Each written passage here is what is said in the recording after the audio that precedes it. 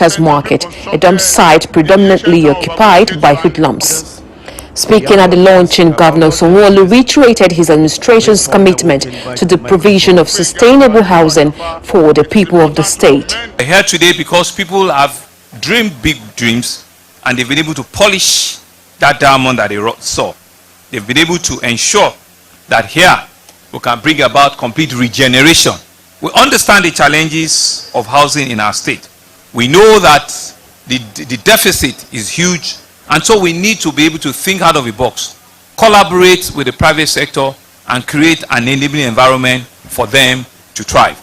It's an opportunity for us to encourage others to take this as a worthwhile effort at bridging the housing deficit that we have in our community.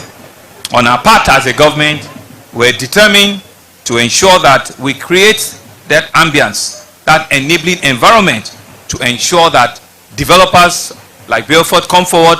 We also raise required allocation and build all of the houses that are required to meet the yearnings of our citizens. The executive chairman K2 LCDA Mayor Oshinowo said the completion of the Greenwich Gardens was addressing housing needs and overhauling the crime-prone area as well as the economy.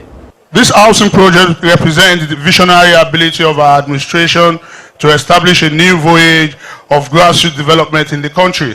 Our objective is in tandem with Mr. Governor's main goal under the Teams Plus agenda, through the fourth pillar M, making Lagos a 21st century economy by substantially reducing the housing deficit through different strategies. Today's occasion is quite historic, not only because it's the first housing project to be constructed by a local government administration, but also for the fact that it coincides with the 20 years establishment of 37 LCDA in Lagos State. Credit must be accorded to the visionary leadership of President Bola Ahmed Tinubu, who as a governor of Lagos State created 37 LCDAs in addition to the 20 local governments. With the leadership dexterity, it is a common belief that the present economic challenges facing our dear nation will be seriously tackled under his leadership. The Lagos State chairman of the All Progressives Congress, Kolenos Ojelabi, commended the LCDA chairman for believing in the philosophy of the party and partnering the state governor to bring the project to reality. To the good people of Ekiti, here we are. You deserve everything given to you by both Mr. Governor and the chairman of the council. Those of you that are going to benefit from this particular project, remember, it is the administration of All Progressive Congress, Lagos State, that has provided. And the only way you can reciprocate is by making sure that you lend your support to us. Pioneer chairperson of the LCDA, Yetunde Arobieke, who gave a brief history of crimes in the area, thanked Governor Sanwo-Olu and former Governor Babatunde Fashola for his support and the role he played. When this place was cleared, the gun seen on this land was more than 10,000 of various sophistication, from Shakabula to AK-47 to even extensive sophisticated weapons. But I told the governor, I said we must achieve this, and here we are. We have achieved it, haven't we? The structure, which is believed to be completed with 100% locally sourced materials, create direct and indirect jobs for residents of the community, comprises of 101 apartments, 66 units of 2-bedroom detached houses, 20-unit bedroom terrace, and 64 residential plot sites and service schemes. This is quite commendable and laudable. And I don't know about affordability, because as a Nigerian, I can tell you that, look, there's no building material that is cheap now. Well, Fashola always says that there is no low-cost alternative pricing for poor people. There's no low-cost materials. Material, but we've seen state government build housing units for teachers, for workers. I saw it in Kano. The government dedicated it to NLC. In fact, the NLC president came down during the dedication, and it's meant to be paid back by workers on a very flexible nature. It is possible for government to do this. Even as we speak, the Federal Ministry of Housing is still building houses for people. So, at the end of the day, if we had an economy that is functioning, that is credit-based, people are not supposed to, everything that you want, you just pay cash. Oh, you pay at all. Honestly. So the payment plan has a big problem. Flexible. It is still good business at the end of the day. You can see the drone shots. The drone shots. See how beautiful it is. You know, this happened on the anniversary of the creation of local council development areas in Lagos State, and when the chairman told me, look, this is the anniversary, I said, I remember that I broke the story of the creation of those local governments. Back then, as editor of PM News, I was told to go and report it. And I had to go to Afikuyomi's house on the mainland to collect a list of those local council development areas. That's the number. We broke the story that early morning, and I felt really happy. Today, that is not even a complete local government in the real sense of the word. This is a local council development area. So, you know, in some cases, I should split the local government into like 5. Look at Ikorodu, for example. Look how many local councils were carved out of Ikorodu. So take government as close to the people as possible. Ikorodu is a sprawling community bigger than Ijebu, for example. Yes. You know, now they've had to carve several councils out of them. I saw a council here in Lagos that built an hospital from the scratch on the mainland, a local council development area. So you can imagine when a local council development area embarks on this kind of scheme, this kind of project, it's quite audacious. They deserve to be commended. And what are we talking about? Where Mayor Shinowo has put this project used to be inhabited by the roughnecks, the most dangerous people in Lagos, bad boys. You heard when Arobieke said that they recovered more than 10,000 guns in that area. If you are looking for higher killers, this was where they used to stay. People who sell cocaine in the open in broad daylight. This was where. So when we look at this positive to transform that now, this very good achievement, and we cast our minds back to what it used to be, you cannot but praise this young man for what he has done, and he has challenged others, because what he has done, some big local governments in Nigeria have not thought of this. You're talking of local government. What of states? You are talking of states. So many states cannot. I'm telling you. No, but the thing is, any governor who cannot do this kind of thing does not deserve to be. Many of them are not doing it. You know? They can't do it. Well, maybe they are focusing on other things. Because the way they've crippled the local government across. Exactly. You think that they're not able to function at all to be able to embark on this kind of audacious projects. Yes. When we talk of local government autonomy, this is what we're talking about. It's not just about autonomy for them to have free funds to work, to do whatever they want to do, but ability to. But the critical area in this is that this is also a PPA. It's not just the local, the SCDA. They work in collaboration, partnership with the private sector, and the private sector must have done its own finding, investigation, and saw that it is viable. Of course, because you cannot just put on your money. Yes, now. Yes. You know, look at the. This should be like a minimum standard for all to stay. This is the kind of thing that, in fact, if not that they were showing Agboya, I would think that is Banana Island. Yes, if we didn't label it, you would think that this is Banana Island. This is very, very highly commendable. Very well tired, and a drainage system will be very good. You saw if our producer can bring us back to the entrance. Look at the entrance. Look, just the entrance alone. From the entrance, you know. So it is highly commendable, and I commend the LCDA chairman. And that is why we say that there is need for us, if not for the fund, there's need for us to be able to break down most of this local government. There's some local government that's so big. If you go to some local government in Kwara State, and see how I remember when I was serving in Yipata, which was where we had our camp. If you see that local, I don't know which local government it is. If you see how big that local government, to come from Yipata to Ilorin, took almost about close to 3 or 3 hours.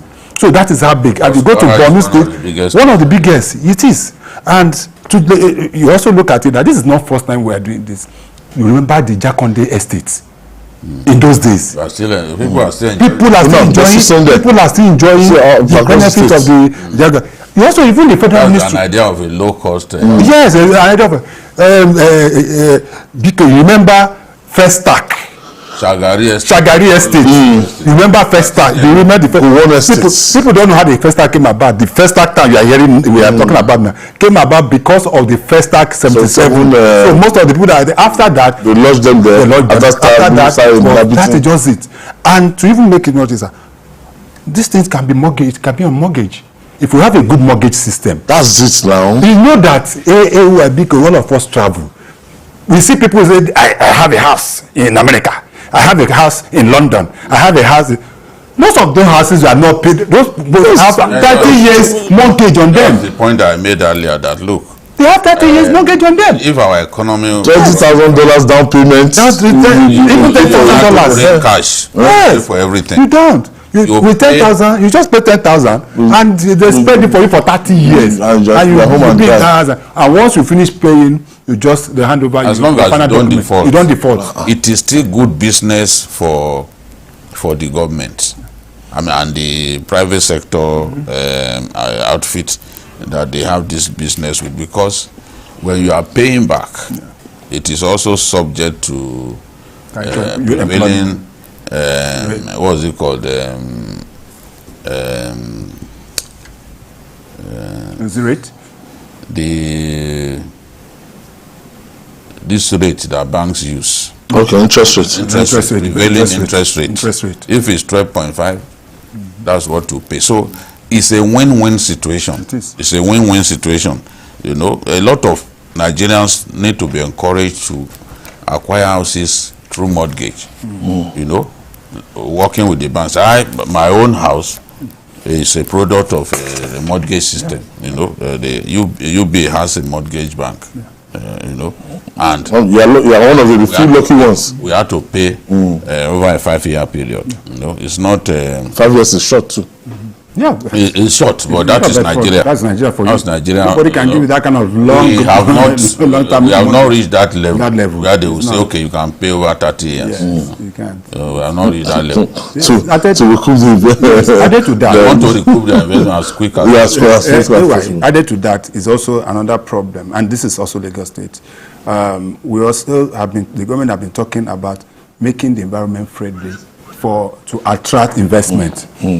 There's a big problem in Lagos now. Yes, so that has to do with issue of sea of O. Okay. Oh, that has been. You know that one is improving. Yes, like forever. That's been there. Very, that has been there for. All right, moving on now. The debt of infrastructure in Nigeria is prompting private interventions to bridge some gaps. Residents of Ishashi, Akute in Ogun State now have clean and potable water for daily use, courtesy of a borehole donated to the community by the Redeemed Christian Church of God, Peculiar People's Parish, as part of its corporate social responsibility. The donation of the new borehole is a way for the church to show gratitude to God for a prosperous 2023. TVC News, Nelson Etta has more.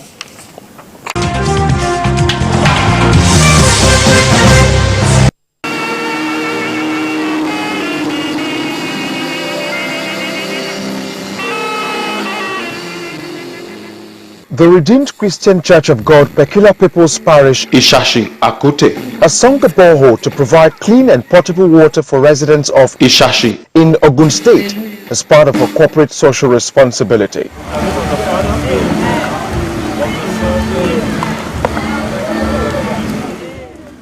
According to the minister in charge, the church decided to sink the borehole in response to the needs of residents in the area as part of activities to mark its annual Thanksgiving service with the theme, A Heart of Gratitude. The theme of our program is a heart of gratitude.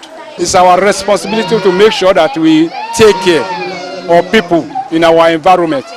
And when we look at their needs, that what we think that we can give to them, that's why we provide borrow. In his sermon, the guest minister admonished Christians to never arrogate God's glory to oneself, but rather acknowledge and return all thanks to God. At every point in time that you don't return the glory unto God, at every time that you are not thankful to God, you arrogate to yourself what is non-existent, as if you are the source of that life that you live. He commended the parish for its exemplary gesture to provide water for the community. To concretize this, they have further constructed a borehole for the entire community of Ishashi. This is very commendable. This philanthropic gesture by the Peculiar People's Parish is a function of obedience to our Father and the Lord, that the GO that has encouraged us, Pastor Yadeboye encouraged us to get active in Christian social responsibility, which is very, very important to impart our immediate community. Worshippers danced in gratitude to God as saxophonist Samuel Arowe thrilled the audience with melodious sounds.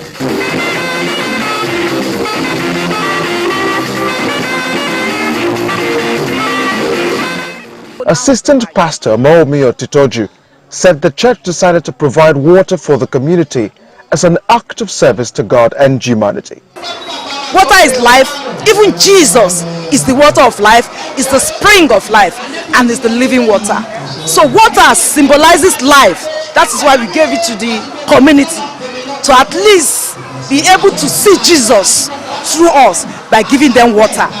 Anytime they drink that water, they remember, this came through Jesus under the CSR in RCCG. Other worshippers spoke on the significance of sinking the borehole in the area. For the fact that water is coming from the church and they are benefiting from it in this environment, of course, they will want to get converted and start coming to church. It's a very good thing to do things for those that don't even know God, because that will get them, because originally our gift and our calling is to make sure that those that are unbelievers come to church. But how would they come to church if we don't show them love? And what we have done, the ball is all about love. TVC News Babajide Konade Otitoju thanked the church and everyone who made the project a reality. All of you who have come from far and near, the choral groups that have played their part in making this a success, I can assure you that God will cause you to witness a lot more celebrations in Jesus' name. Right now we want to talk. The service ended with the cutting of a Thanksgiving cake, dance and praises unto God.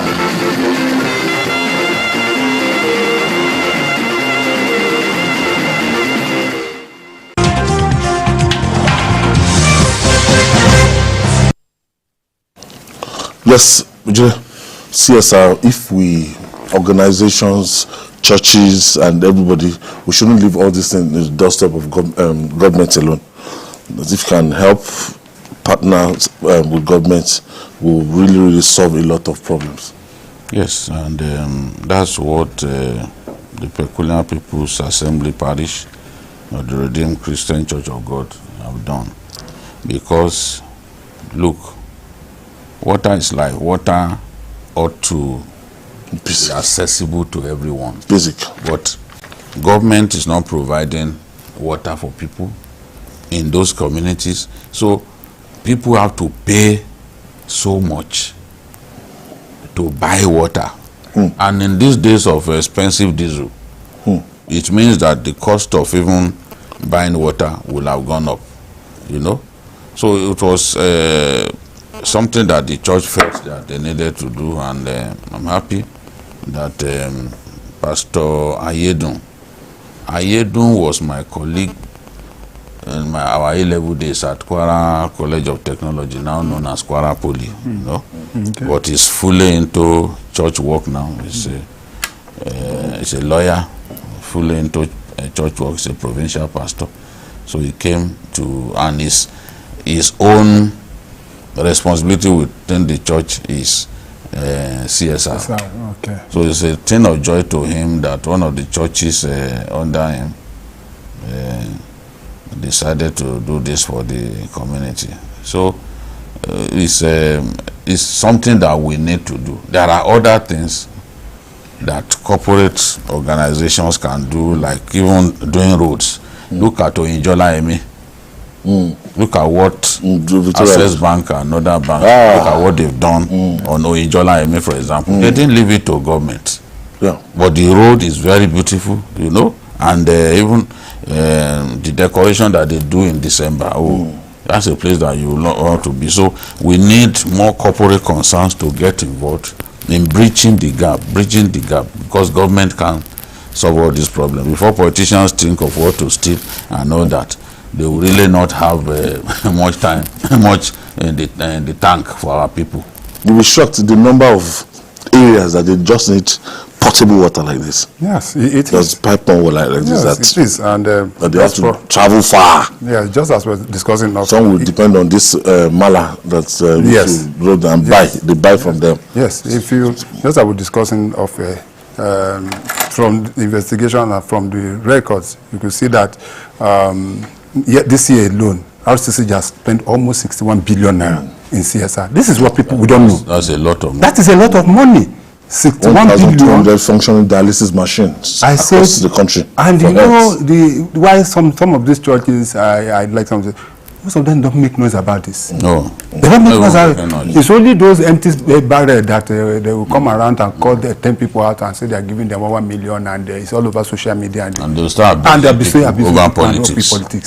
But the main everybody being the same political party. 61 billion. Go and check that. That's budget of some states. Yes. You know, as it were. So that is what they spend. So it is commendable what this church is doing. And the beauty of this is that it is not only Christians, it's not only members of RCCG that go to see everybody, whether you're a Muslim or whether you're this or whether you're attending Catholic or whether you're serving and whichever one. Once you are living within that community, you'll be rest assured that you can anytime at any given point in time you can come there, fetch water. And water is it's designed in such a way that the water will not get to the road. Yes, you see they even put it gets to the road. Yeah, it becomes an issue. So there's a drainage there. So it goes straight into the drainage. So and a lot of other, you know, he was talking about Access Bank and Onijana. If you go to where is Zenny Bank located? VI.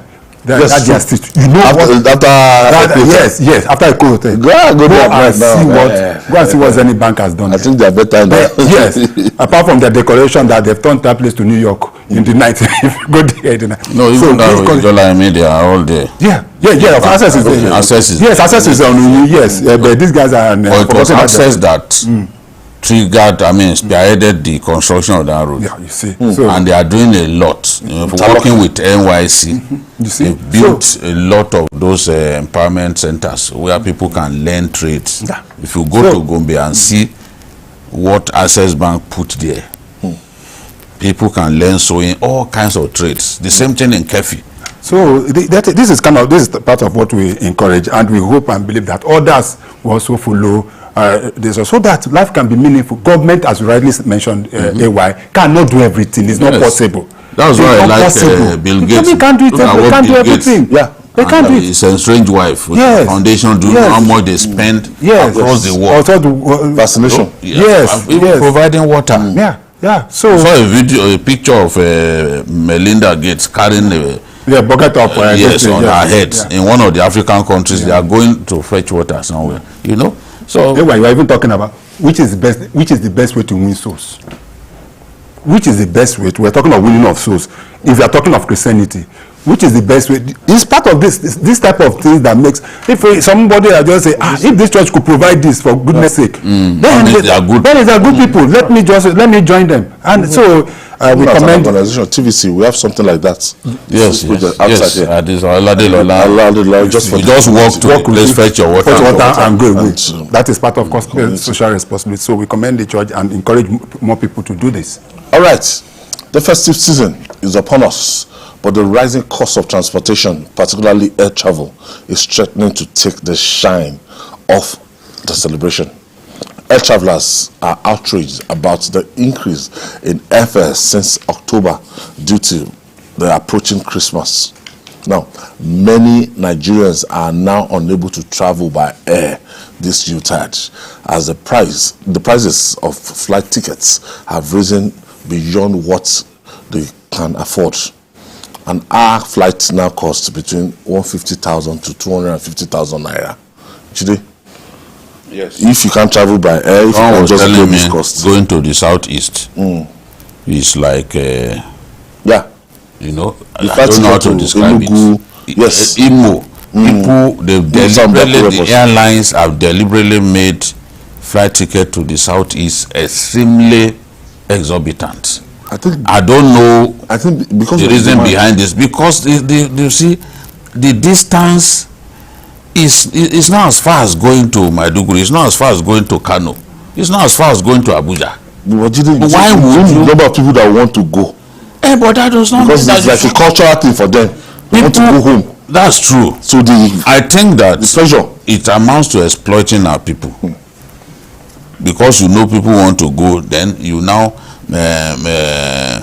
say people should come and pay like 253,000 for a return trip to a place not as far as Abuja. So it's unfortunate people want to travel, but they should not be exploited. I see this as exploitation, and we are in a country in which people just do what they like. No one steps in to say, look, this is insane, this makes no sense. Nobody is coming forward to help the ordinary man. People are increasing prices just the way they like. Maybe we had the other day when liquefied gas sellers were complaining that the terminal owners were fond of just that were making too much money, increasing the price astronomically. It does not help anyone. I know that yes, aviation fuel is costly, but some of what we are hearing, some people say, oh, it's because the naira is not stable, this and that. So domestic airlines too are now going to say, because of the fluctuating naira rate, want to kill Nigerians with exorbitant airfares. What do people do? People don't want to travel by road because of the risk involved. Now you are taking 250,000. So how much am I taking for the celebration? If I have to cough out almost 300,000 naira for my transport alone. And even if you are to go to my town, for example, even by road, the cost of buying fuel, you should be ready to spend in excess of 100,000, 150,000 on fuel alone. So it's not it's just difficult for Nigerians to face this kind of. I think there ought to be a way by which the regulators can step in and guard against this arbitrary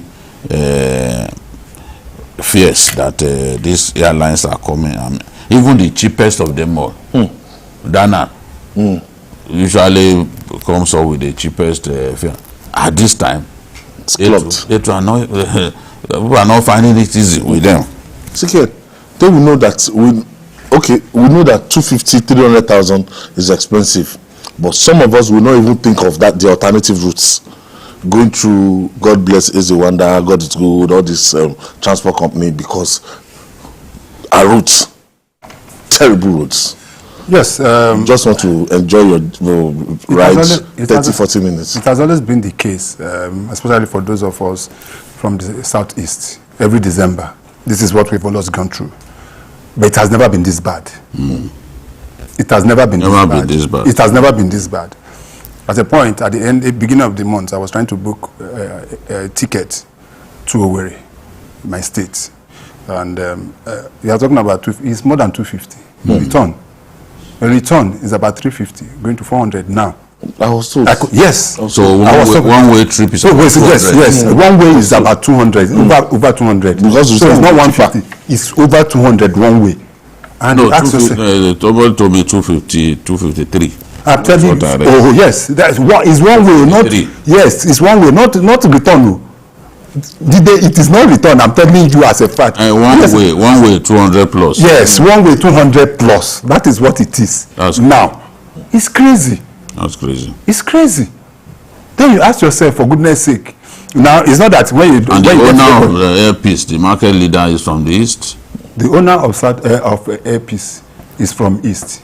The owner of United, what's that one? United is from east. These are most of the lines that go before the other ones. At least this basic too. And the you know, the general impression, and people have been talking about it. No, it's a private sector. You have a right to determine, but there have been instances where some transport of states have decided to say, okay, we provide transport for some of our people to come home, rather than going through this route of making it extremely possible. I would have thought that, because people say, I said, what's the problem? They say it's a result of demand and supply. And okay, demand and supply.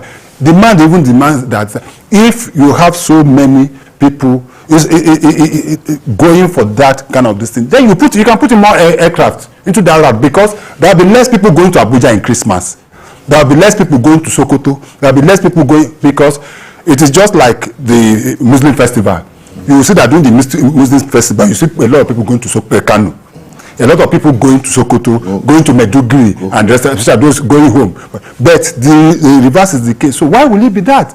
Why should a 50 minutes flight from Lagos to Owerri be even more, because do you know even that is even more expensive to go to the southeast than going to the south now? It's more expensive traveling from the south, from Lagos to the southeast to the south. It is more cheaper to fly from Lagos to Port Harcourt, Calabar, Akwa Ibom than flying to Enugu, Owerri. And you ask yourself, what is happening? This is not good enough. And I think that something should be done about it. It is not just it's even more expensive than some trips outside Nigeria. Yes, now. How much is Ghana? Lagos to Dakar is 270,000. You see, Senegal 270,000. That is Senegal. That is Senegal here. And you are talking of a 1 hour trip within our country. And that, not only that, and that, you know why, you also ask yourself, because what our domestic airlines are doing, the international airlines are taking up as well. It is not expensive for you to travel from here to London than to travel from Accra to London. Those who cite the volatility of the foreign exchange. That is it. It is not Nigerians now fly from here to Accra. Yes. And from Accra and fly to cheaper. Yes, that was why the National Assembly confronted the BA people some years back, and because of that volatility, it's difficult for them to plan. So they felt that, okay, the best way to do it, because the truth is the exchange rate can be within a matter of hours. You can actually experience fluctuations in the exchange rate. They will tell you, oh, in the morning it exchange for 150. In the night when you go, they will tell you, no, it's actually higher now. Yeah. So that volatility, there is nowhere else that they will experience that kind of volatility, and they are now making Nigerians to pay more because of that. But during festive seasons, our people can be very opportunistic. You see price of sugar during fasting. Price of sugar goes up. Price of fruits will go up, making it difficult for people who want to break their fast to be able to afford those things. I've seen, I think it was a governor of Sokoto back then, Tambua, that was pleading with them in the name of Allah that don't sell things at exorbitant prices for people during fasting period. Let them be able to fast in peace and be able to afford the things that they need to break their fast. Why are you trying to exploit people? That is what we are seeing with the airlines now. Yes, things are difficult and they too have to recoup their money, but at the rate they are going, more and more people will go off air travel. And the whole essence is to make air travel affordable to as many. We know that is, yes, we know that air travel is elitist. to a large extent. But the alternative is not. The alternative. Where is the alternative? Are you going to go by rate? There is no rate from here. The highest rate you can get from here is from Lagos to Ibadan. Abeokuta, Ibadan. That's where it ends. You can't get a rate from here to even Benin. You can't get a rate taking you from here to Enugu or to Owerri or to any part of the south. It's still the safest means. Yes, we don't want to. And we're even talking about the headline, even the ties. Because I don't know when last we've taken airport ties of late. No. Abuja now. You see the astronomical increase as well. Yes, from Lagos I'm traveling. The office driver will come and. That is what I'm saying. That's why I say you don't. For those of us who don't have office vehicles to pick us, you can see as much as 18,000. Yes. In Abuja. Just to get to town. Just to get to town. Yes. 18,000. It's about 18K. Thank God I'm not in that kind you of see, situation. so you can see what some of us are suffering. That you not see people asking you now that are you going to come? Can we pay? So can we just pay? Can we pay ourselves? Can we? Doesn't make sense for you. That's what is happening to people. Yes, even from the Lagos airport now. Once you land at Lagos airport, try to take a cab from Lagos airport to. They have their charge. They should also use they show you that rate book. Look at it. Look at it. So. That in itself is scary because that is not what is obtained in other parts of the world. Air transport is, in fact, I used to be in US. There is an airline, I think it's Sky or whatever is his name. The cheapest airline, that airline. If you book that with $50, you can fly that airline. If you book ahead, $50. And it's supposed to be like that. Yes, what they will tell you is that. You can't carry exactly why you know it. You can't carry that, but you'll be able to fly. That is how easy it is. But if we continue to invest in rail transport and we invest in modern, fast rail transport options, many people will not use the airlines because look at like this light rail that Lagos has done now is very fast. You can imagine if we had that on the Lagos Abuja route, how many people will say they want to go and fly because it's very fast and it's convenient. If a train can do like 240 kilometers per hour, for example, that's super fast. That's super fast. In no time you are in Abuja. You don't need to fly. So if we can continue to invest in rail transport, is still the best. It's still its capacity to move people is greater than any means of transport. So we need to encourage government to invest more in rail transport. All right. For all actions, there are reactions and repercussions. Kano State is dealing with this reality. The state government has agreed to pay 3 billion naira as compensation to a group of traders affected by its decision to demolish what it called illegal properties. The shop owners had sued the state government over the demolition, but both have agreed to settle out of court. Other property owners are challenging the government in court over the illegal demolition of their properties. What a price to pay for politics. Judy, it shows now, obviously, it wasn't well thought out. No. It was maliciously done. It was done out of, recklessness. That demolition. In fact, they destroyed people's lives.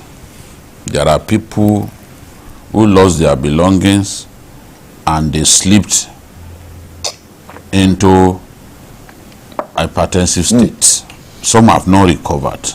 I don't know how a government will come to power. Get to the office first. First thing they were going to do was simply to be demolishing up and down. And demolishing in areas where you got your highest vote. Abba Gida got his highest votes from Kano Municipal. That is the heart of the city. And those are the places. It wasn't demolishing in the hinterland now. It is where he got, because even when you look at 2019 election, the best performance of APC was in the rural areas. In fact, Kwankwaso was defeated in his local government by Ganduje. They won Madobi, which is the local government of Kwankwaso. But in the urban centers, Kwankwaso's message was strong, and the people voted for him in the urban centers, though he lost. But the kind of votes, the quantum of votes in the rural areas, in the hinterland, you can't compare to urban centers. So that gave him the advantage. The same, it was still the same pattern this time around. But he concentrated on, in terms of his demolition, he concentrated on those urban centers. Okay. To make matters worse for these victims, street urchins were looting their wares. It's one thing to demolish, it's another thing for people to be able to rescue their goods. But these boys were literally unleashed on traders, and they were looting their wares right there. People died in the course of this demolition. People died. How do you explain demolishing that iconic roundabout in front of the government? All of the explanations that they've given are really silly explanations. There's no need to demolish that. A new government that is yet to settle There's down. no need to demolish that. And it is one of the reasons why I can tell you today, because I've been to Kano twice in the last 1.5 months. The man's popularity went down with that demolition, because there is no way you can tell even the biggest fool in the world, you cannot tell him that all of the places you are demolishing, that it is Ganduje that owns them. Because what they tried to let people know was that, oh, Ganduje and his people were just selling land illegally and all that. Oh, how about these ones who have protested? They asked for 60 billion. And I like the move that the lawyers made. Got the court to say, well, the accounts of the Kano state government will be attached,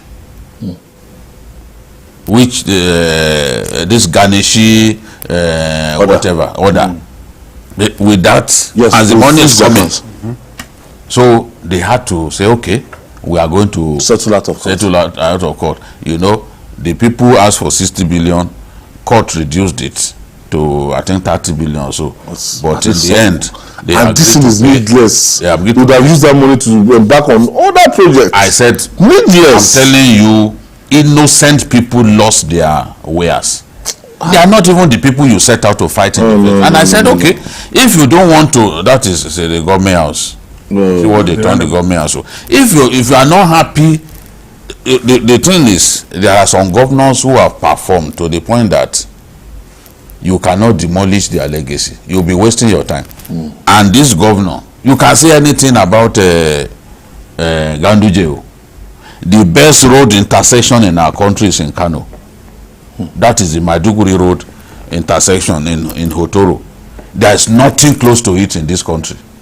If anybody sees, you will know that, how did they manage to do this? That's when you see the area shot at night.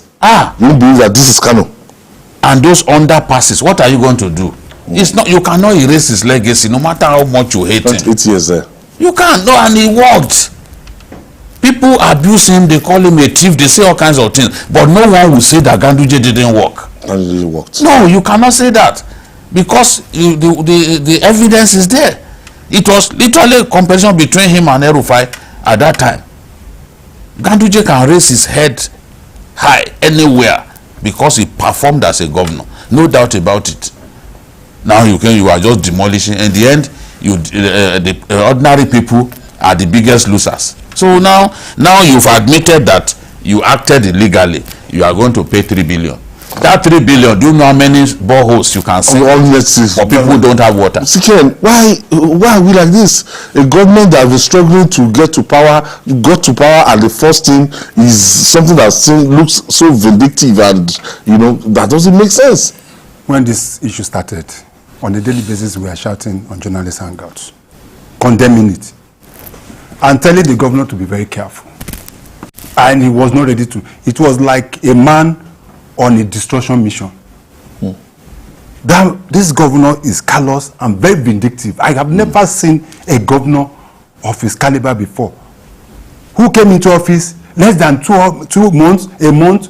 What you are interested in is just demolishing buildings, demolishing parks, demolishing shops. But I think you should have that information. You should have better information. He was not ready to have it. This thing belongs to Ganduje. You have that information. He was not at your doorstep. ready to get any information.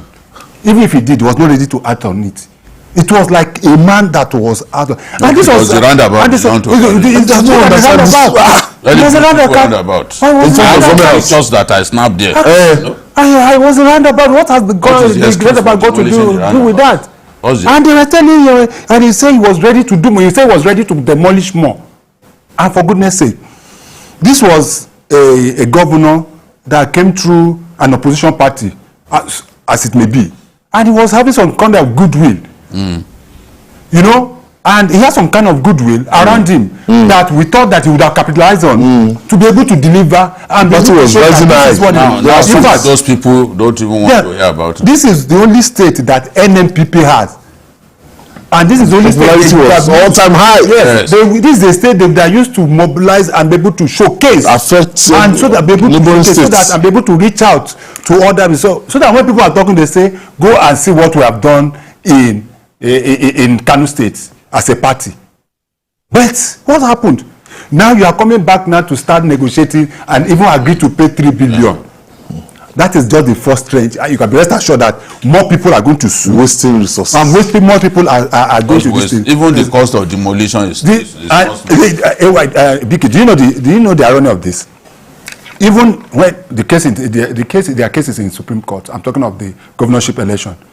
Even if tomorrow this governor is removed, the Kano State government will have to pay. Honestly, whoever is coming. Yeah, it's not a living. It doesn't have to. He has thrown that state. Yes. If the APC that's taking over from him, is the state. It doesn't have to do anything with party. It is the government of Kano State. Whoever is going to take over from this governor, that is, if he's leaving, he's still going to pay this cost. You need to be careful. And they will still be sued. The kind of rule you elect. So what are you creating? Why are you creating problem for not only yourself and probably another person that will take over from? This is. It should be a big lesson. There was a building, a 3-story building with 90 shops. He leveled it. Can you imagine? He leveled it. Just destroying this. You were elected to create job. You were elected to create opportunities for people to try. But the one you made, you are not creating. No. The one you made, you are destroying and sending people into the. And you know that Kano is a commercial center.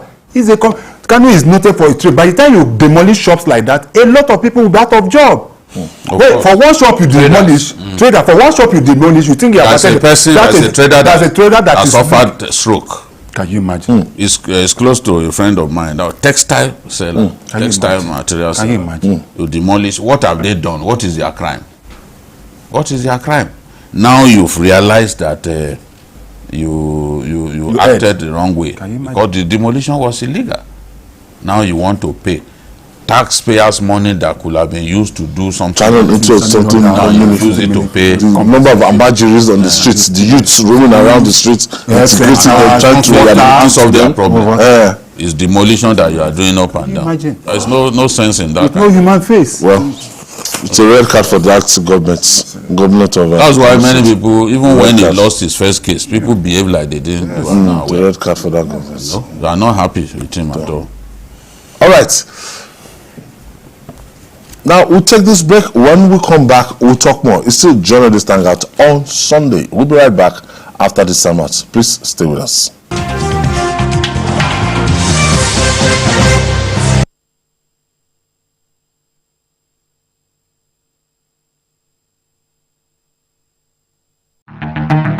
In the month of December, the 1st is World AIDS Day, while the 2nd of December is International Day for the Abolition of Slavery.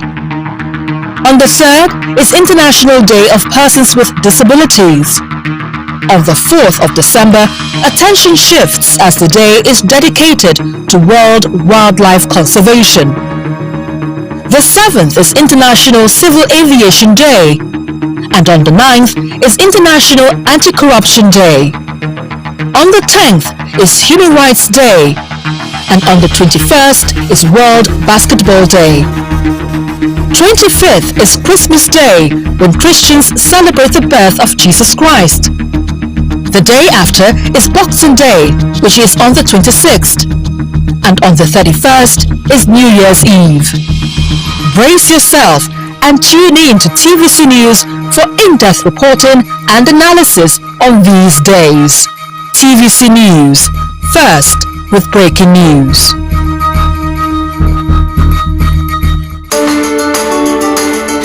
There is always more to a story than the scribbled line. The part of a story that is not told casts a shadow.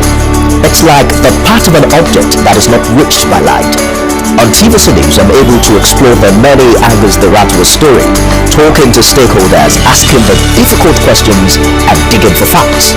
I believe the viewers are able to make a better decision if they're well informed and understand not just a part, but the complete story. TVC News, first with breaking news.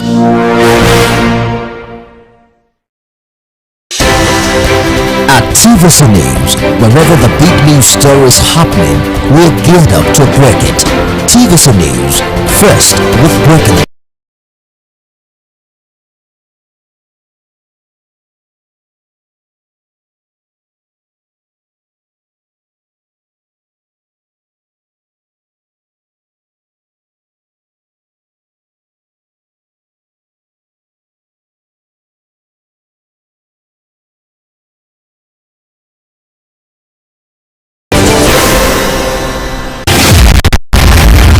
Martin Luther King Jr. was born in Atlanta, Georgia, January 15, 1929, the son of a Baptist minister.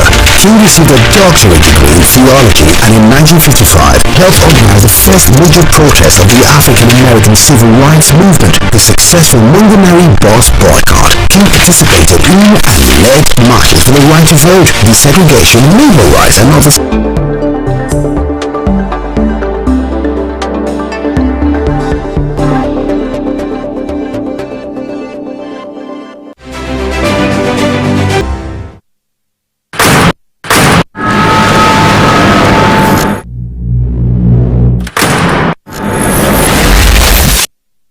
Voted as the best TV station of the year. TVC News breaks into the core of every event as they happen. Following all nationwide big and impactful stories. Without the news from every perspective, covering every human angle. I am Veronica, bringing you the news you would want to watch. At TVC News, wherever the big news story is happening, we're geared up to break it. TVC News, first with breaking news. Experience information and entertainment like never before as TVC Breakfast takes your weekends to a whole new level. Introducing TVC Breakfast Weekend Edition, your ultimate source of thrilling sports updates, insightful political analysis, and captivating entertainment news. Stay in the know with what's trending, catch up with the latest in sports, and immerse yourself in the latest buzz from the world of music and movies.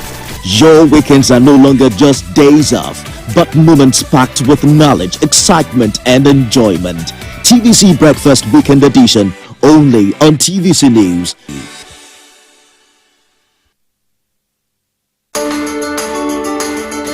There is always more to a story than the scribbled line. The part of a story that is not told casts a shadow.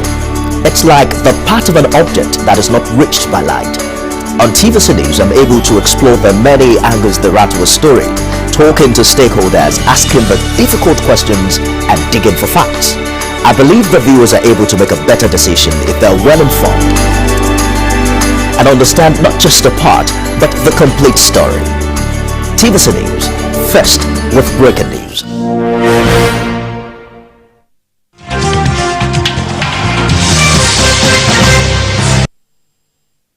Yes, thank you for staying with us. It's Journalist Hangout on Sunday. Now, the economic situation in Nigeria reminds one of the saying by the French that the more things change, the more they remain the same. Despite efforts and assurances, the economy is yet to pick. Now, The governor of the Central Bank of Nigeria, Yemi Cardoso, said the rising inflation and exchange rates will reduce drastically in 2024. Cardoso, who was also projected less revenue from oil exports next year, declared the total trade from the Nigerian foreign exchange markets stood at 18.804 billion naira in the third quarter of 2023. He explained to members of the National Assembly Joint Committee on Banking, Insurance and Other Financial Institutions that the outlook of the economy for 2024 remains very positive as the inflation and exchange rates will stabilize. So 2024, we can't wait to come. Julie? Yeah. Well, can also seem to be optimistic, but we Nigerians will say till we see it. Yeah, till we see it, because when we are talking about the inflation rate, when we are talking about the exchange rates, it's nothing to write home about. Some people that they are not meant to be in the country right now, they can't go because of foreign exchange, so have to sit put. Yeah, but I'm hopeful that the exchange rate pressures will go down. One, the refineries, once they start working, it is projected that we will stop importing refined crude from 2024. The NNPCL CEO already made that clear, and it makes sense to believe him because the Warri and Port Harcourt refineries, their rehabilitation is proceeding at a good pace, and if we can get these two modern refineries working, then, and we have Dangote refinery as well with an installed capacity of 650,000 barrels a day. We don't need to import, and the biggest pressure on foreign exchange in our country is this importation of petrol. If we can stop importing petrol, then, because that is the biggest guzzler of our foreign exchange earnings, then it means that the foreign exchange that we earn will be able to use this to stabilize the foreign exchange market. The CBN will be able to supply the market a lot more. That is one reason I'm confident that the problem of dollar illiquidity that we have will go down, especially if we don't have to set aside so much of it to import petrol. So we will definitely benefit from having a lot more dollars to supply the foreign exchange market, because this thing is a function of demand and supply. If the CBN was in the past making available about 3 billion, or let's even say roughly 2 billion on a monthly basis, this time around they are struggling to even make $200,000 available to the market. There is no way that the pressure will not be huge, since look at the supply gap from between $1.5 billion to $2 billion. Now we are doing like 200,000. We are supplying the foreign exchange market with just 200,000, a month. There is no way that we won't have the problems that we have now. And the buffers that we had in the past that we could use to even defend the currency, we no longer have it. We now know that we were lied to, that we actually had $33 billion in reserve. We don't have that kind of money. They didn't tell us that they had exposure to JP Morgan, Goldman Sachs. They didn't tell us that they were owing them money. and you have to pay them. So we are also these airlines that we are owing airlines money. We are owing. We are beginning to pay back to the banks. If we are able to clear some of this indebtedness, we'll be able to free some dollars for the market. So for the foreign exchange market. So I believe that that pressure will go down, and when that pressure goes down, I also believe that it will partly also affect prices of goods and services, because a lot of what our people buy are imported, and it's even worsening food inflation. So I expect that things will improve, especially I am more confident on the foreign exchange side than the inflationary trend. I'm not so confident that the inflationary trend will go down drastically. Maybe a little bit, because we have this problem in our country. Once prices go up, it's difficult to bring them down, but we will experience an improvement in the supply of the foreign exchange markets. CKM, do you share the same optimism with Mr. Mukauduso? Well, to an extent, you already said it earlier on that let's wait and see. Nigeria will say, make a wait and see. So let's wait and see. He must have his indices. But it's not looking too good for me, because if you look at our inflation rate, we are galloping towards 28% already. That is very, very high compared to even some of our neighbors. And Jide spoke about the issue of refineries. We were told and promised that by the end of December this year, that Port Harcourt refinery will start functioning. Today is the 17th. We have 14 days.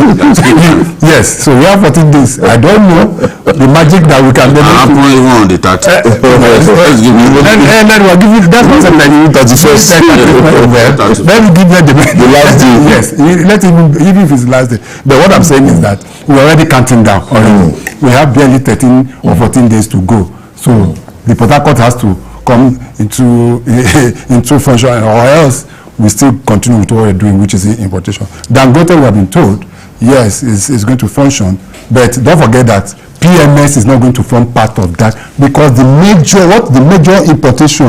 major importation is PMS, is the petroleum that we use.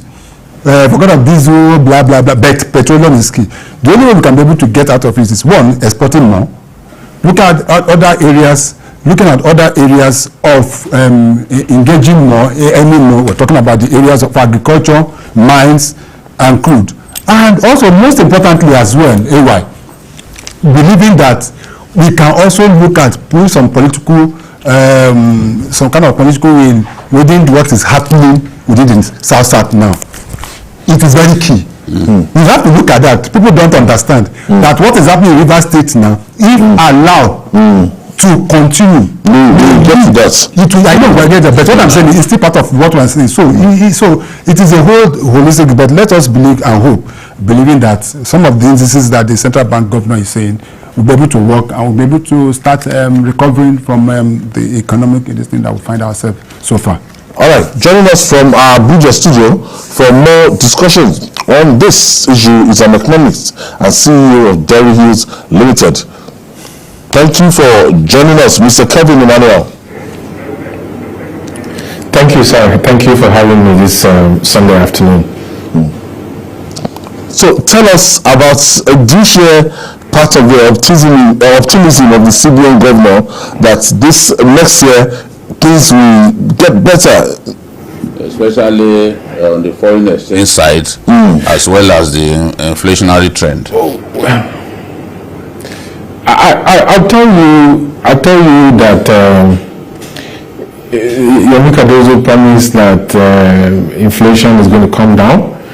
I expect actually that from the second quarter of 2024, inflation is going to peak and it's going to stop this sharp month-on-month increase. If you look at the inflation data that was just released, you'll see that Kogi had the highest food inflation rate at about 41.2%, followed by Kwara, followed by Lagos, followed by Rivers, and then followed by Lagos.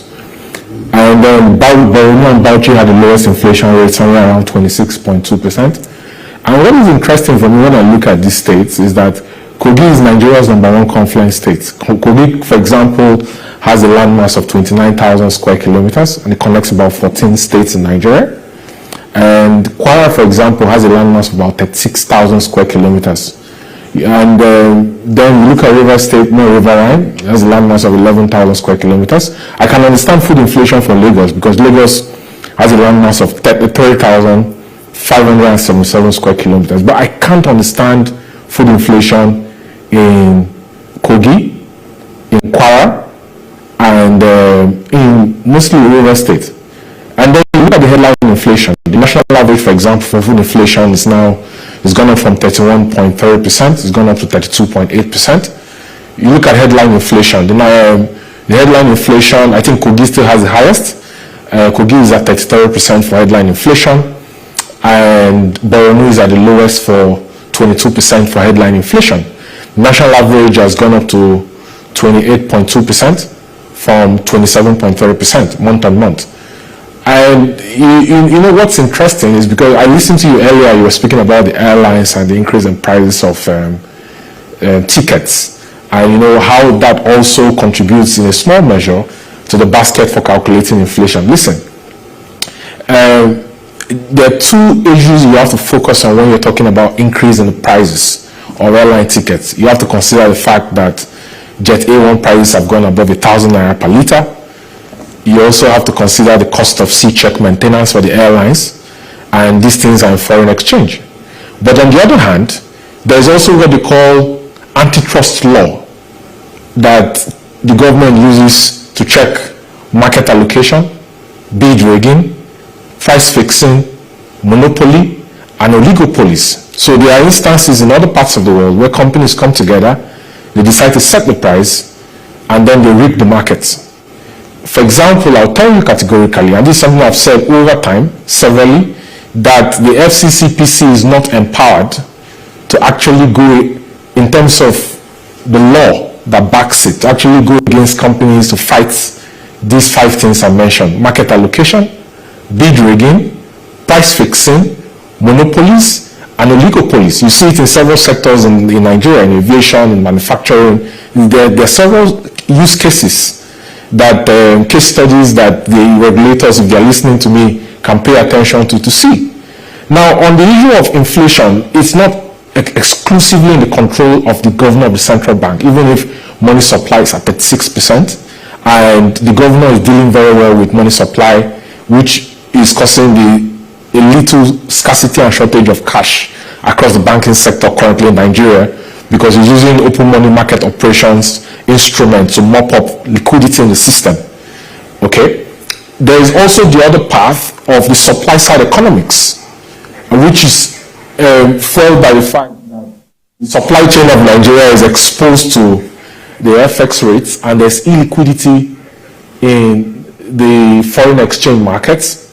We have net negative foreign reserves, and the CBN still has outstanding for the forwards that it has to pay to the banks on 4 items: on commercial letters of credits, on dividend and capital remittances, and on Form A. So going into 2024, there is one major area that is going to be a game changer in terms of ensuring that inflation peaks, and that is energy. Because when you look at your energy basket, you see that 9 different items, from PMS, Jet A1, automotive gasoline oil, base oil, to LPG, to bitumen binders, to petroleum coke, to refinery gases, they control about $85 million in demand on a daily basis. Nigeria spends $85 million daily on these items. That cumulatively comes to about $2.4 billion on a monthly basis. So if NNPC, for example, can deal with the fact that it signed the contract with Dangote, it owns 20% of the refinery, it's obligated to provide 300,000 barrels of crude oil per day in feedstock for a period of time, and supply Dangote with the light crude that it needs to refine, which is struggling to do, because even with the 6 million barrels that was projected to be delivered to his refinery, for which they've only delivered one. Shell has delivered 1 million barrels. Yeah, NNPC is still not able to make good on its promise to deliver 4 million barrels of Dangote between December 2023 and January 2024. If you can deal with that and have the commercial refiners in Nigeria actually do backward integration through import substitution to ensure that you stop importing energy, you will see the cataclysmic impact on the economy. Because in terms of the cost of transport, which is a major part of food inflation, yes, you will see that diesel prices will come down, price of plane tickets will come down. I also heard you mention that, PMS is not due. PMS is actually going to come up by February or March for Dangote, because when you start a commercial refinery for the first time, you have to test what they call the catalytic reformer that actually cracks naphtha into petrol and premium motor spirit. So you have to do with the lower and the middle distillate before you go to the upper distillates that does PMS and Jet A1. Okay, so going into 2024 and concerning the projection of the governor of the central bank, I'll tell you, he's in control of one side of that promise. He's not in control of the supply side of the curve, because that has to do with the fiscal side of the economy. No, I want you to be definitive in terms of what you think. Do you think that 2024, the problem of dollar illiquidity that we have will ease considerably when we stop importing petrol, PMS? Do you think it will ease considerably? And if that happens, will the foreign exchange market not benefit significantly?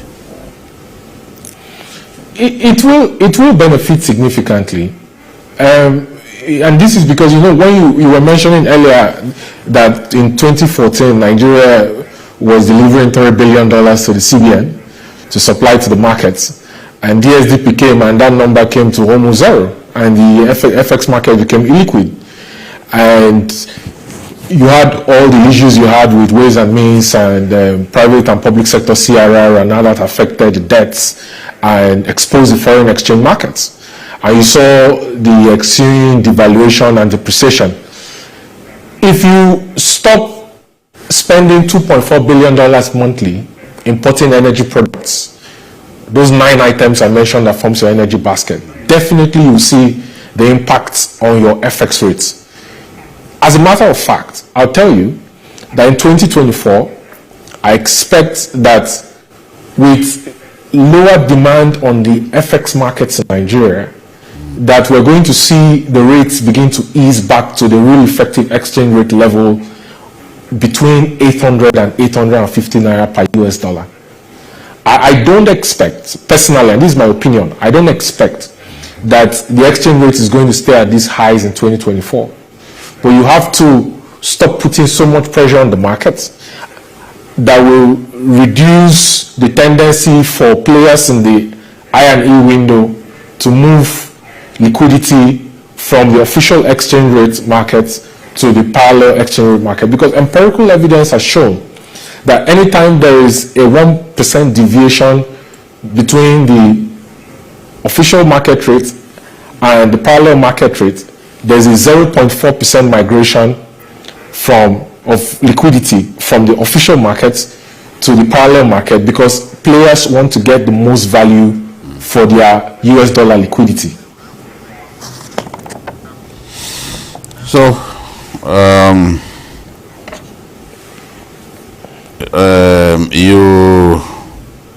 you are cautiously optimistic. Is that the way to describe it? I'm cautiously optimistic, but I think the government needs to take bold steps, and I'll tell you why I said they need to take bold steps. President Tinubu, has always brought out this, before he became president, this ideology of fiscal federalism.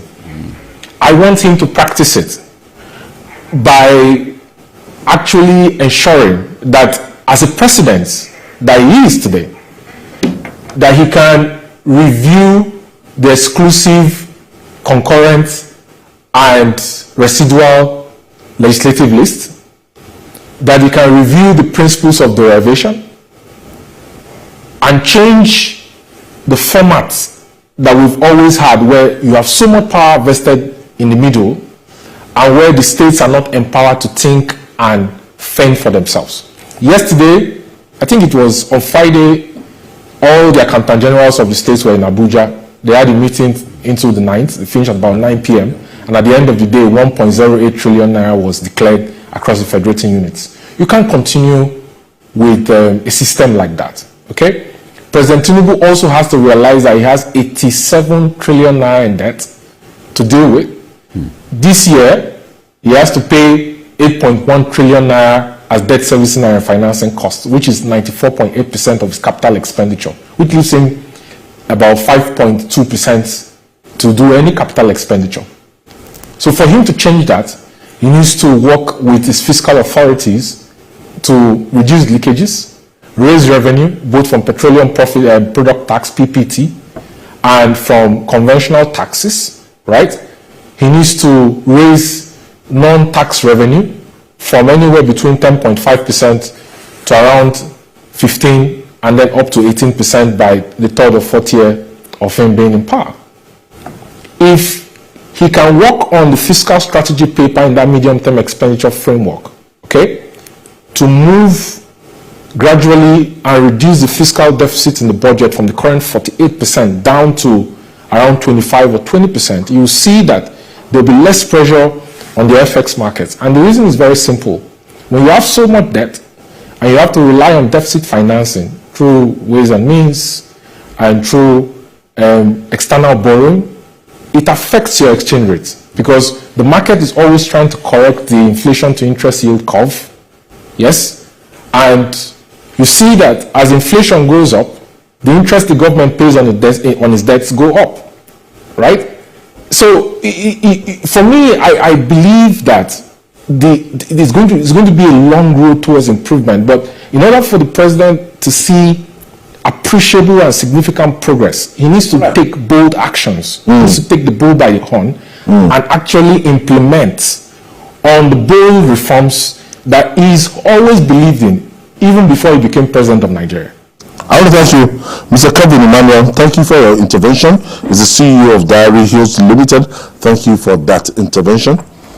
Jide, Sikiel, I'm not happy. Let's be optimistic. Let's be optimistic. Let's be optimistic. All right. More pundits are coming for President Bola Ahmed Tinubu over the resolution of the Ondo State political impasse. This time, the All Progressive Congress, APC, in Canada has commended President Tinubu for his intervention in the crisis. The Vice President of the APC in Canada, Abiola Oshodi, described the intervention as a wealth of wisdom that nailed what would have caused a serious political crisis in the states. Jay, what do you make of this? Remember that we urged the president on this program to step in. It was because we were sure that if he stepped in, his intervention will normalize, and that is what we have seen. There was absolutely no reason for all that transpired, just because some people were interested in the... Yeah, they're not happy with us. I get that feedback a lot. Yes. They're not happy with us. No, somebody, you know, our correspondent asked me a question. He said, when are you going to bring Lucky Aiyedatiwa to journalist Hangout? I said, but I don't have his number. Say, you mean you don't have it? I said, yes, I don't have it. Except if someone gives me today. I don't have his number. He doesn't have to be my friend to be on his side. We don't have any connection with him. We have no connection with him. He does not have my number. He has never called me. I have never called him. There's no reason for that. You don't have to know people to stand on the side of the truth. Tomorrow, if he misbehaves, we'll give him a pako. Yes. Knock him a pako. Yes. That is journalism, our own way. We have our way of knocking a pako. So, They can't believe it. They felt, for Jide to have gone to this extent, they have given him so much money. Oh, which money? If you can see the transaction where I transfer money to me, release it. Don't even know him. Somebody that I've never seen before. I've not seen him before. I know I said it that if he shaved his white beard, if I meet him in public, I will not recognize him. You know, because he's someone that you are used to. That can shave and then this looks like I don't know him. I don't have to know him. Very well. I don't know, and he doesn't have to call me. You understand? He doesn't have to call me. But the truth is, when you are on, when this kind of situation happens, there's a deputy governor. Let him step in and do the job. Don't place yourself over the state. That is the selfishness that politicians are known for, that the rest of us hate. The constitution just give that position. Let him do that job instead of letting the entire state suffer. Instead of letting the governance, the business of the state suffer. No. So that is the thing. I don't have to know him. How can you make somebody you don't imagine as a governor, the deputy governor, knowing that he's just a step away from being the governor? So this is don't even allow him to go close to that. I don't even, no one can say that Akeredolu does not like him. It's our people who got in between them. Yes. A man who can say in public, there's a video we're going to play it one of these days where he was heaping praises on him. Even it started from his name, that your name Orimison, that means that my head is good. That you have shown that he was praising him, and he has said it in the past that look, this is the person who will succeed me.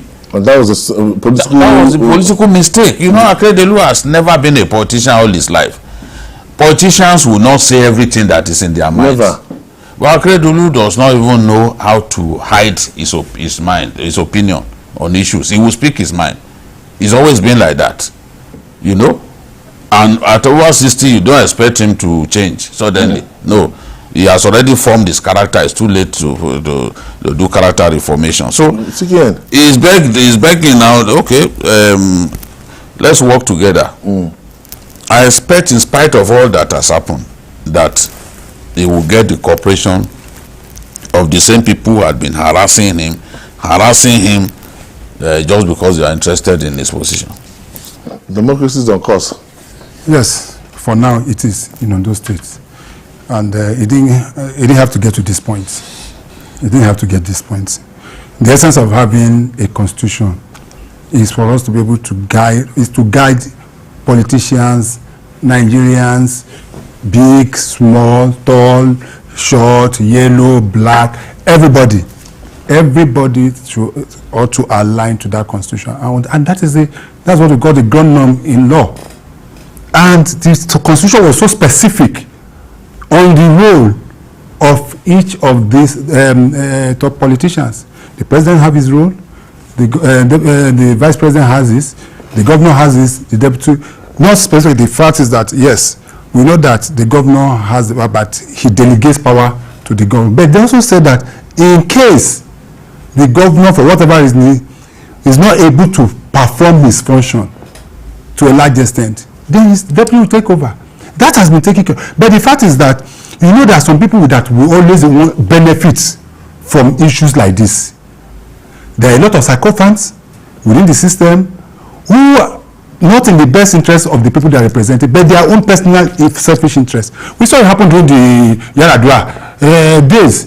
You saw what happened during the days of Yaradua and Goodluck Jonathan, when the wife Turai practically took over government alongside the AGF and Doka. They were the one that practically running the government. The Goodluck Jonathan, who was the vice president, didn't know where his president, his boss was, even when he was flown abroad and the rest of them. He took a call from the former president, when these issues started earlier enough, that the then president before, when the issue of his health was being talked about, Olusegun Obasanjo had to call me and say, Yaradua, they say, are you okay? And yes, but these are simple things. And to also take that further, We said it several times on journalistic. Some people are also capitalizing on that by starting forging the signature of the governor. They started forging the signature of the governor, and they wanted to make the deputy a I have never, at least from the things I've read so far of the deputy governor, I've never seen that guy as somebody that's over-ambitious. I have not. You cannot compare to what is happening in Ondo to what's happening in Edo State. BK, I don't know if you get what I mean. The governor and deputy and the ambition of the deputy, where the deputy wants to become the governor and the rest of them. But the fact is that the president has come in, but we should also understand that yes, the president only came in as a senior citizen within the system. It is not within his role. He's just playing the role of another statesman, because each leader of the party, because each of this arm of government is very, very, very, very distinctive. The states, and what we are now asking is that let the gladiators give the deputy governor the opportunity to be able to deliver and be able to move this state forward. What this issue of going front is not. But my only concern, my little concern, I don't know whether it has fully confirmed, is the resignation letter that the deputy governor was said to have signed. I don't know how that is going to pan out. No, the president did that to give those people confidence so that they will leave him alone. One of the reasons the president stepped in was to stop the planned impeachment. Yes, the courts slammed brakes on it, but they were still insisting on impeaching him. And the president, they feared that if they gave him the power, he would dissolve the ESCO, he will tamper with the political structure, the APC structure in the state, and all that. So they extracted that commitment from him that, look, I'm not going to dissolve the ESCO, I will not change the leadership of the assembly, and I will not tamper with the political structure, to make them feel comfortable that he will not do all of that. The president then said he should sign an undated resignation letter. It was just to get those guys to cooperate, but by the time they went back, they did not allow him to take over.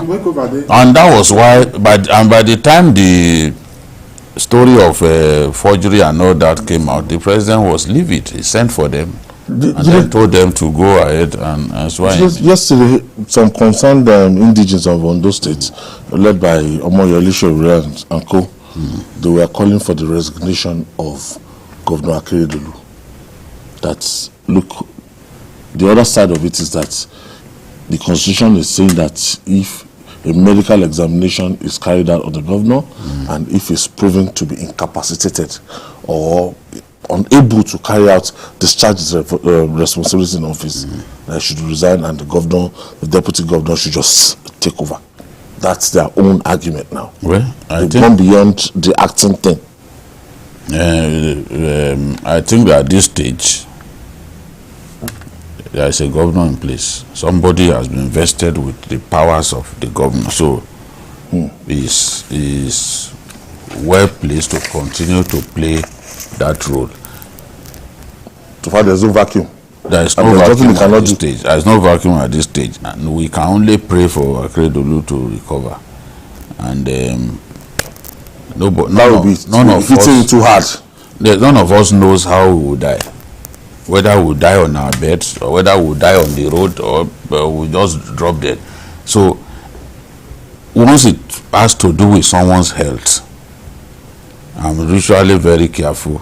I don't want to say anything that will appear like I do not have any pity for a man who is ill.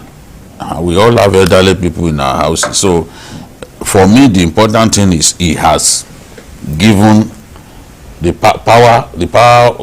powers of a governor have been given to Aiyedatiwa. So let Aiyedatiwa continue to function in that position until further notice. Do you subscribe to that? Yes, to a large extent, but I still see him, no matter whatever he has been given, the deputy governor will continue to be a lame duck, as if you are quote unquote, with the kind of people surrounding him. I doubt the loyalty of some of the people that is going to this work. Definitely. That is a fact. Most of them are still loyal to Akeredolu. So it will be very difficult for him to be able to do certain things. His hands, yes, you've given him the goods, but they're still holding on to the rope, as it were. So except if he does not know how to exercise his powers. Frankly, if he wants to, now that he's the acting governor, nobody is stopping him from. Well, Jonathan, we all thought Jonathan did not have the clout, this and that, but we saw what he did once the power got into his hands. We saw what he did now. Even the chief of army staff and other people who are blocking access to his boss, he chased them away now. Yes, he chased them away. So, when somebody assumes power, he becomes a changed person. Even if it's your son, if you are not careful, the way he begins to talk to you, you will feel that yes, it's like he realizes that power has come. We had the so president, he saw Sarakina. He saw Sarakina. So this person, we are not telling him what to do, but I'm sure that now that he has the powers and he has the president behind him, he knows that he has to use that power. He knows that he has to carry the state forward. So I'm confident that he will do the job. He was told though to dissolve, but he can swap commissioners. If he finds someone not good enough somewhere, he can take in elsewhere. But he's been told not to dissolve. If I were in his place, if you are not too good as commissioner here, I will give you a different portfolio. That's still that's not the same thing as dissolving. So he has power. If he cannot use it, that is his problem. But all in all, what is at play is 2024. Yeah. That is ultimately. that is what is at play. And the affair is that once he remains governor, it's an advantage for him over others. All right. He will win primaries. That's the affair. And finally, like Ondo State, like Rivers State, in terms of political crisis, now we await how the political wildfire in Rivers State will. Sorry, I beg your pardon. We'll see the.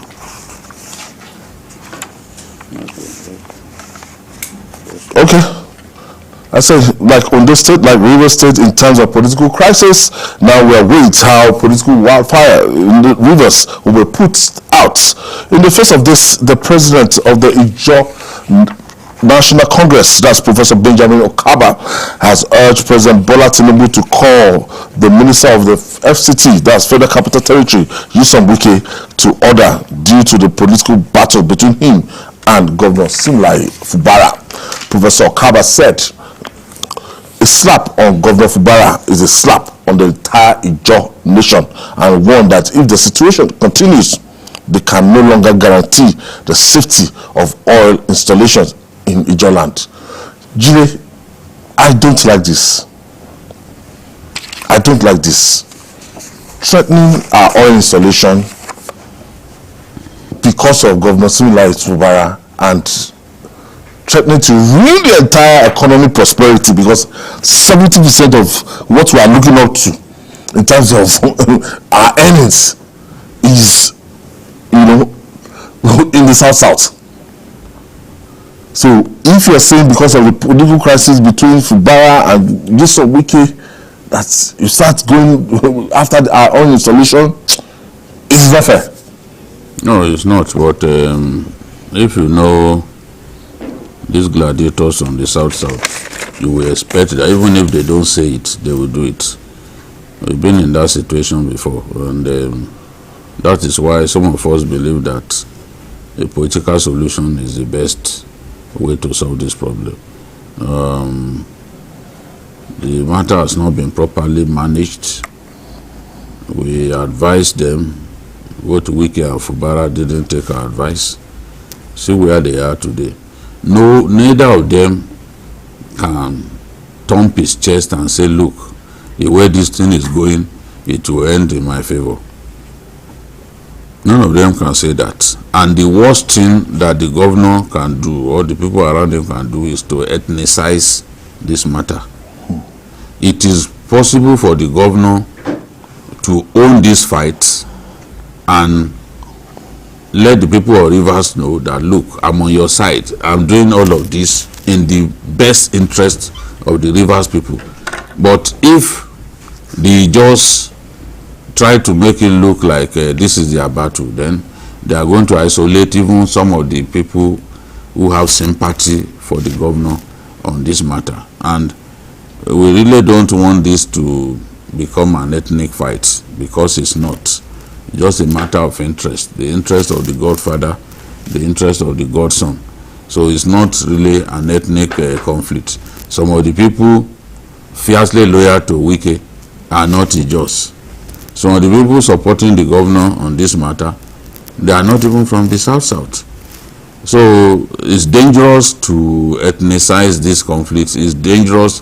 What that prof said makes absolutely no sense, even though I know that it is well in their locker to do this kind of thing, because they did it in the past, you know, and they started disrupting our oil exports.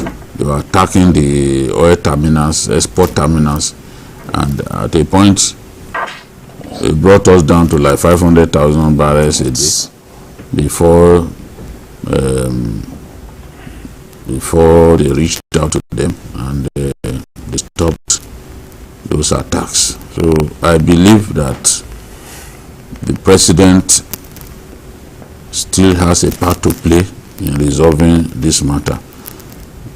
As I've said to Wike, he's not the first governor to be in, former governor to be in this kind of situation. And when you listen to some of the videos being released now, Wike actually made a promise never to get involved in the running of the state once he's out of office. He was saying that, look, after 8 years, that he will not get involved. So what is now the source of the quarrel?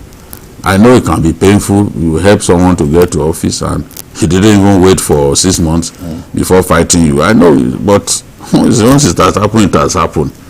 You know, maybe he felt that the weakest of the people that he had to pick for the job was Seminalai Fubara, because he told the people when you interviewed that if he had chosen some other person that would have been worse. But it's looking like he even... The young man was just playing along. Yes, he was playing along like a fool, but you will see, even looking at him, you know that his heart is already hardened. He has made up. Anyone who can look at that assembly complex, only a small part of it was affected by fire, and he didn't see anything wrong in demolishing the whole thing.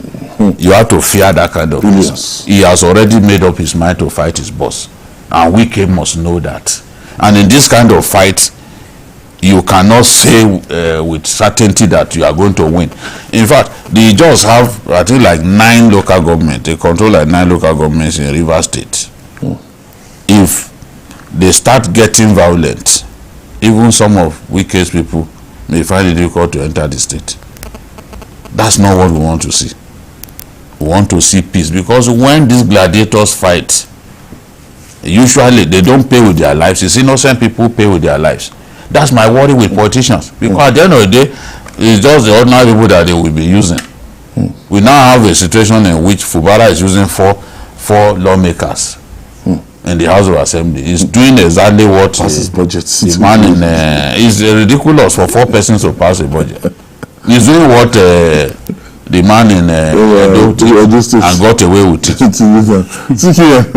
This is getting so interesting. Yeah, it's getting interesting. But if you listen to Professor Okaba said, he was just taking a leaf from what Asari Dokubo said earlier. It was Asari that started it. You saw the video he made, where he came out to say that the president should not allow, that the president has been very unfair to the judges, and he shouldn't add more salt to their wounds by what is happening, and that he should call Wike to order. So you can see the trajectory. And I think it's a deliberate attempt by politicians to ethnicize this conflict. Because in any conflict, when you bring ethnicity in Nigeria, ethnicity and religion, then you are able to empower certain individuals. They start looking at issues from that angle. And those are the issues that most politicians Nigerian politicians have learned, and they try as much as possible to use in any fight, quote and unquote. And I totally agree with you. The fact that I had thought that former Governor Wike would have been more tact. He's a seasoned politician, I want to believe. And there are much more easier way and better way of handling issues. It's not everything you do, blah, blah, blah, blah. There's a time you still go conquer. I can't win everything. I cannot win everything. You cannot. Let me give you a classical example. What happened, what is happening in Rivers now, happened in Akwa Ibom State. You've forgotten what happened between Godswill Akpabio and Emmanuel. Udom Emmanuel. Godswill Akpabio left PDP. I moved to APC. I was trying as much as possible to probably drag Udom Emmanuel as well. But Emmanuel want to be a man of his own. Udom Emmanuel was a politician. I put Udom Emmanuel in the same place with people like Fashola, because Udom Emmanuel had never been in politics. Yes. He was a banker. He was the managing director of he was an executive director of one of the banks. Yeah, Zenith Bank. When he Godswill Akpabio brought him, I think, to be the chief of staff for SSG, one of those. And along the line, he had his, after his 8, he said, "This is the person I trust," and that is the difference between human and God. That is what most politicians don't know. You think you know it all. It is only God that knows the heart of man. Yes. Shakespeare said it. His new pastor now is not so munchy. Let's read the man's intention. It is only what you are seeing, the physical, is just the physical and the face of the person you are talking to. You don't know what is the mind of the person. You can't. You have seen time and time again. Look at what happened in Edo State. Who will ever believe that an Obaseki, who was also not a politician, that was picked by Adams Oshomole to come and be part of the economic team of it, will now become a man of his own. What makes someone a governor? A governor is not a councillor. It's not a local government chairman. The enormous power that a governor has is just in fact, after the people will come around you and tell you, look, forget it. And immediately, exactly. Do you know that you have this person has too many enemies. That is a fact. He has literally fought everybody. He fought what's his name? Former chairman of PDP. Yes. Secondus. You know, Secondus is an Ijoma. Yes. He's an Ijoma. Yes. He fought him. He fought Amechi. No, people talking about people in the same party. You know? You see? So those guys can easily gang up with the governor. Let me add, Fubara was originally Amechi's boy. Yeah.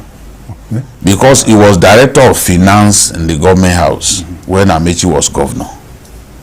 You know, all of them were part of the same family. They know each other very well. They were part of the same family. He knows his governor. He knows that, having worked with him as accountant general, you know, there was not even the FCC were looking for him, because they felt once they got him that go again. So he knows that Wike is someone that once you try to offend him in a way, you will become you will lose a hand, and then in such a situation you are prone to mistakes. You make a lot of mistakes. You make a lot prone to mistakes. You make a lot of mistakes. If I had my way, like this defection of those 27 guys, we won't defect now. We won't defect. It's too early. We won't defect. The guy will play in a way that he will not know what is coming. Why the defection? All they were thinking, okay, with that defection he will be scared. But you have already played into his hands. By not defecting, you can, by the time you grab him, you will not know you are already close to him. Politicians just behave rashly. There's no need for that defection. You can actually be in the same party with him and still achieve your aim. So, but they've gone now, they defected, the man saw, the danger is coming. He demolished this. But although demolishing that place does not stop him from being impeached. Because they can sit within the state capital, they can sit anywhere. They are deceiving themselves to think that it has to be inside the chambers. It has become a political. It has become a kind of litigation now, and left with all sorts of intervention. But what I wanted to say is that even those that are against Fubara, have you seen any list of what they said Fubara has done? that warrants impeachment. Have anyone seen? Yes, now because we talk about impeachable offenses. This is what we are saying. The same thing. So we are saying the same thing. So once they don't like that section 180, anything can be misconduct. They didn't impeach Barabe Musa at that time. His only problem was that he was too stubborn. The fact remains that, and he will not beg. Back to this. Impeach him. The fact is that both Wike and Fubara should know that if this thing fails, it's going to affect a lot of things. And our economy that is on its knee already, they are going to go down the drain. So we need to be very. That is what the president. Yes, we've said, and what the situation we find ourselves now. Every little thing happening in the state now, we call president. Everything that happens now, we call the president. Because where is peace? Are they calling him? It is where something is above the powers of the leaders in that state. There's nothing wrong in calling him. Obasanjo too was doing that. Now he will call the warring people and he will give them his instruction. At least now his intervention has worked in Ondo State. I still believe that the president can solve this problem. The APC has come out to say the president's intervention didn't work. Wike has to be spoken to. Yeah, I know that he feels bad, but I've said before that look, it's not everybody that you do good to that will show gratitude. Some people build houses in the sky for them, they will be ungrateful. We see that even where we work, we see people that you try to help, but what you will hear that they are doing against you, you'll be surprised. So, I've also asked whether Wike also is making unnecessary demand. That is also another. Let's not go into that. That is what I'm saying. SGF. Let's not go into that. It's a personal issue. Yeah. SGF and Father Alia, they fell apart within 1 week. It's just that it's not being reported. Maybe because the SGF is not an abrasive character. So whatever happens to him, he takes it on the chin. But he can't be happy. He brought him from nowhere. He was not a politician. He brought him. He made the primaries such that the man will be able to benefit from it. If they had done what is it called, this one by delegates, there's no way Father Alia will have won now. There's no way, but today even their supporters are fighting one another. But it's not being reported, but that's already happening. There are others. Some people are even saying Father Alia is on his way to the PDP now. You can imagine. Are you also aware that he will not leave the PDP? Are you aware that they have released a song in the rivers? I'm sure you must say BKO that is very good at music. Have you heard? Make I do my. That's why you see he has set up his own band. He has won many battles, but that does not mean he should think that he can win every battle. So this one is different from us. Yes, he has won many battles, but it doesn't mean that this particular one win every battle. When it becomes a governor, those resources, people will keep coming. You say no, don't do this, don't do that, don't do this. And as I said earlier, originally that person was even an Amechi boy, but over the years he moved closer to you. Today he will be happy to go back to the worst enemies of Wike. His former boss. So Wike has to use wisdom to handle this matter. If your own son turns against you, what do you do? We've seen it happen. It's the nature of politics. What of Senator Danjuma Goje? He installed 2 governors on the bounce. The 2 of them worked. They fought against him. The current governor fought against him. All right. Set him out of town. He didn't allow him to enter. Yes, I said they sent me out of town. Thank you for your contribution today. Thank you very much, on Journalist Hangout Sunday.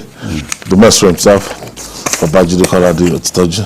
Thank you for another wonderful production. Thanks. And that's our offering today. Join us tomorrow for the regular episode of Journalist Hangout by 5 p.m.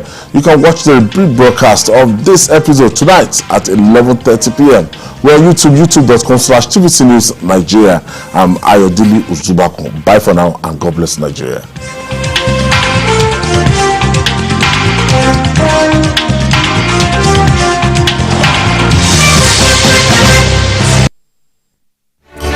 Hi guys, I am Kehinde Bankole. Come with me as I take you to the homes of some lovely DSTV customers to find out what they enjoy watching during the holiday season.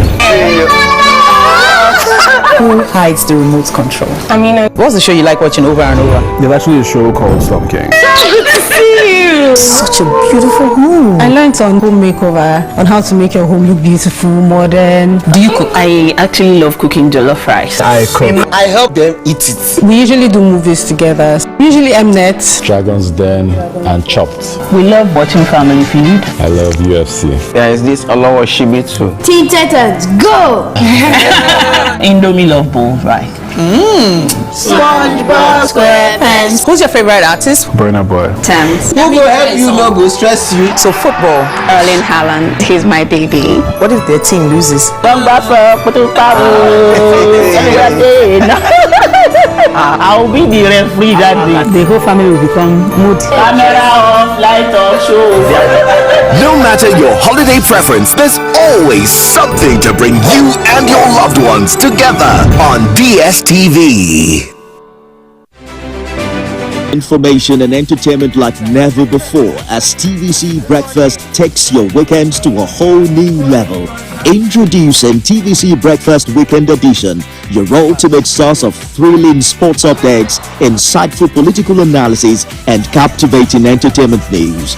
Stay in the know with what's trending, catch up with the latest in sports, and immerse yourself in the latest buzz from the world of music and movies. Your weekends are no longer just days off, but moments packed with knowledge, excitement, and enjoyment. TVC Breakfast Weekend Edition, only on TVC News.